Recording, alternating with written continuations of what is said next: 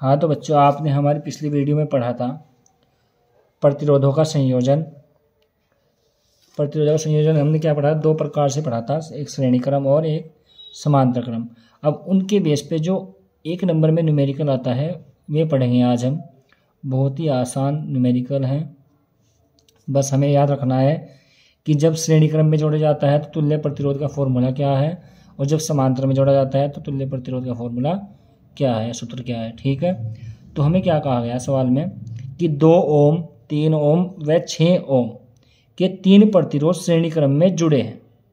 क्या 2 ओम, 3 ओम और 6 ओम क्या है, श्रेणी क्रम में जुड़े हैं। तो परिपथ का तुल्य प्रतिरोध ज्ञात कीजिए। तो हम क्या करेंगे, जो 3 प्रतिरोध है ना, मान लेंगे पहला क्या है, R1 है। R1 बराबर क्या ले लिया, 2 ओम। R2 ले लिया हमने कितना, 3 ओम। और R3 कितना ले लिया हमने, 6 ओम। अब क्या लिखेंगे, चूंकि R1, R2 व R3 प्रतिरोध श्रेणी क्रम में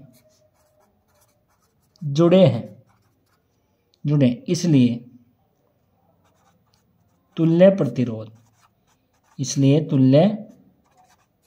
तो फॉर्मूला क्या था जब श्रेणी क्रम में, R बराबर R1 plus R2 plus R3। तो वैल्यू रख देंगे, R1 के मान 2 प्लस 3 और ये कितना था, 6 ओम प्लस 6, 2 3 5 और 6 कितने हो गए, 11।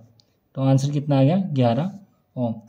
ये आपके MCQ जो बहुविकल्प क्वेश्चन आते हैं उसमें पूछे जाते हैं। ठीक है, उसके बाद जो हमारा अगला क्वेश्चन है,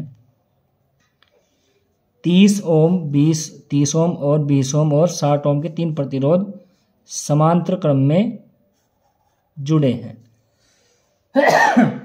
परिपथ का तुल्य प्रतिरोध ज्ञात कीजिए। तो हम ऐसा ही करेंगे। तो कैसा, R1 बराबर क्या ले लिया हमने, 30 ओम, R2 बराबर 20 ओम और R3 बराबर 60 ओम। तो फिर क्या लिखेंगे, चूंकि R1, R2 व R3 कहाँ में जुड़े हैं, समांतर क्रम में जुड़े हैं। तो इसलिए तुल्य प्रतिरोध, जब समांतर क्रम में जुड़े होते हैं तो तुल्य प्रतिरोध का क्या फॉर्मूला है, 1/R बराबर 1/R1 1/R2 प्लस 1/R3। अब क्या करना है बच्चों, 1/R तो जोगा तो R1 के स्थान में क्या है, 1/30 प्लस 1/20 प्लस 1/60। उसके बाद क्या करेंगे हम, 1/R तो जोगा तो है, उसके बाद एलसीएम लेंगे। एलसीएम कितना आ जाएगा, 60। तो मल्टीप्लाई कहाँ से होगी, यहाँ 2 से, और यहाँ कितने होगी, 3 से, और यहाँ कितने से होगी, 1 से। तो 1/R बराबर 5 और 6 और बटा 60, डिवाइड करें 6 में और 10। तो 1/R की वैल्यू कितनी आ गई, 10। तो R की वैल्यू कितनी आ गई, 10 ओम। आंसर।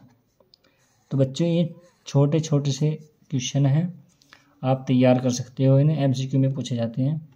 उसके बाद जो हमारा अगला क्वेश्चन है, 2 ओम, 3 ओम तथा 4 ओम के प्रतिरोधों को समांतर क्रम में, समांतर क्रम आए या पार्श्व क्रम एक ही बात है, में जोड़ा जाता है। तो इस संयोजन में 24 वोल्ट की बैटरी, मतलब V का मान भी दिया गया है, बैटरी से जोड़ा जाता है। तो बैटरी में प्रवाहित धारा I का मान हमें ज्ञात करना है, और यहाँ किसका मान है, V का। अब हमने फॉर्मूला पढ़ा है ओम का नियम, V बराबर I, जिसमें I भी है, V भी है और R भी है। तो हमें क्या करना पड़ेगा, पहले इसे क्या करना है, तुल्य प्रतिरोध हमें क्या करना पड़ेगा, ज्ञात करना पड़ेगा R का मान। तो सबसे पहले क्या करेंगे हम, R1 बराबर किसके हैं, 2 ओम, R2 किसका है 3 ओम, और R3 कितना है 4 ओम। तो सबसे पहले क्या कौन से क्रम में है, समांतर क्रम में। तो क्या लिखेंगे, चूंकि R1 R2 व R3 समांतर क्रम में जुड़े हैं, तो इसलिए तुल्य प्रतिरोध 1/R बराबर 1/R1 1/R2 1/R3। तो 1/R जोगा तो R1 का मान 2 और R2 का मान 3, R3 का मान 4, एलसीएम आ जाएगा कितना 12।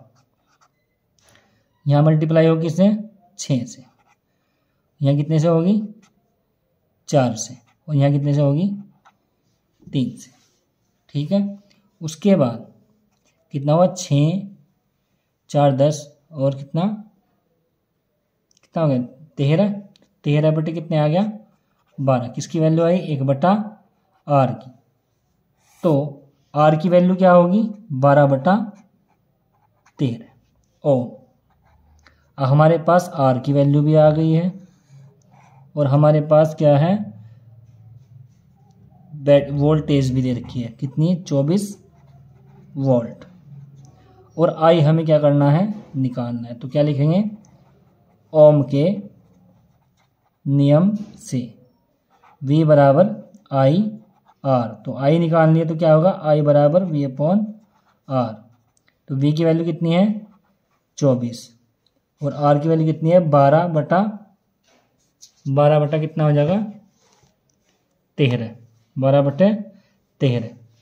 अब 13 तो ऊपर चला जाएगा मल्टीप्लाई में, तो कितना आ जाएगा ये 24 गुणे 13/12, 12 दूनी 24, तो 13 दूनी कितना आ गया 26। अब कितनी है 26 एम्पियर की धारा, 26 एम्पियर की धारा बैटरी में प्रवाहित हो रही है। तो आंसर क्या आ जाएगा 26 एम्पियर। एम्पियर क्या है विद्युत धारा का मात्रक। ठीक है बच्चों, बाकी क्वेश्चन अगली वीडियो में आएंगे हम।